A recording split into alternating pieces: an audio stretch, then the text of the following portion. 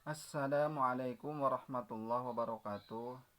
Alhamdulillah wassalatu wassalamu ala Rasulillah Sayyidina Muhammadin bi Abdillah wa ala alihi wa ashabihi wa mawala. Amma ba'd. Hadirin kaum muslimin rahimakumullah. Surutus sujud di sab'atun ari pirang-pirang syarat sujud etaya 7. Naon di antarana ayas juda ala sab'ati a'dha'in. Kahijinya eta kudu sujud kana 7 anggahota, hartina sujud ieu teh kudu aya 7 anggahota diantarana nu kahiji taar, nu kadua dampal panangan katuhu, anu katilu dampal panangan anu kenca, anu kaopat tuur anu katuhu, anu kalima tuur anu kenca, anu kagenep pean ramo anu katuhu, anu katujuh nyaeta pean ramo-ramona anu kenca. Jadi 7 anggota eta ngajadikeun syarat pikeun jalma anu sehat, beda deui jeung nu cacat. Ari nu cacat mah eta dihampura. Tuluy nu kadua nyaeta wa ang takuna jabhatuhu maksupatan, kudu aya kana ngabuka kana tarangna. Ngabuka kana tarangna di dieu teh maksudna si tarang teh ulah sampai kahalangan, umpama teh mah kahalangan ku peci atawa kahalangan ku rambut nu ngarumbay atawa kahalangan ku iket. Hartina dina salat teh kudu dibukakeun heula jenongna, sangkan dina taar teh ketika sujud teh paantel kulit taar teh kana pangsujudan.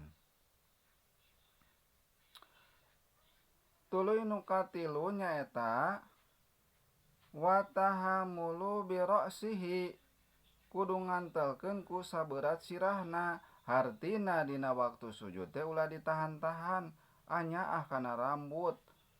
Da teu make peci salat teh nyaah kana rambut anu geus meunang dibinyakan, anu geus meunang disisiran. Ketika sujud teh ditahan da besi ngarusak kana rambut, tah eta ge ngabatalkeun kana salatna.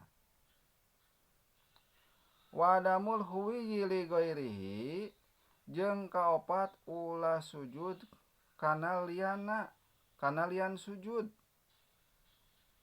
Hartina teu meunang sujud kana nu lianna, umpama teh mangantongan artos dina pesak anu luhur. Dina nalika ruku murag si artos eta teh tuluy manehna sujud teh nyandak eta artos, tah eta mah tujuanana nyandak artos tah mantak ngaruksak kana salatna. Wala yasjuda ala syai'in yataharaku biharokatihi, jeung kalima nyaeta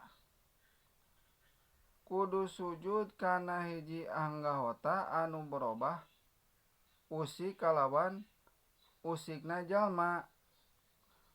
Ulah sujud kana hiji anggahota anu berobah usik ku usikana jalma. Hartina contona lah seperti jalma anu nganggo sorban panjang, kari-kari si sorban eta teh ngarumbay kana pangsujudan.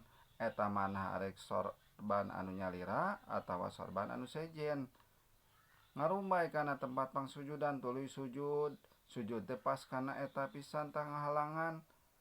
Kari-kari cengkat tina sujudna tuluy ngadeg ka luhur, maka manehna lagi milu berobah, tah eta oge mantak ngabatalkeun kana salatna. Kumaha lamun sorban anu memangna disimpen dipake tilam, eta mah sah sabab seja disimpen. Atawa lamun misalna nganggo sorban ngahalangan kana tempat pangsujudan, kari-kari sorbanna tapina murag, teu milu deui cengkat, henteu berobah deui cicing, tah eta mah sah-sah wae.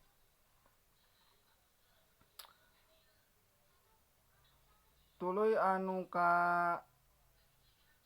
kalima anu kagenep nyaeta wartifa'u asafilihi ala a'alihi, jeung kudu ngangkatkeun kana bobokongna ngungkulan kana sirahna. Artina dina waktu sujud teh tarangna kudu sujud, bobokongna kudu diangkat, kudu ngungkulan, ulah tarangna ditempelkeun kana pangsujudan termasuk dadana, beuteungna, bujurna. Eta mah lain sujud ngaranna ngadaplok, maka teu sah salatna. Tuluy anu katujuh nyaeta tumaninatu fihi, tumaninah dina waktu sujud. Artina ulah gagancangan baca sing mernah, baca sing hade dina maca tasbihna. Wallahu a'lam bishawab. Muga aya manfaatna. Billahi taufiq wal hidayah. Wassalamualaikum warahmatullahi wabarakatuh.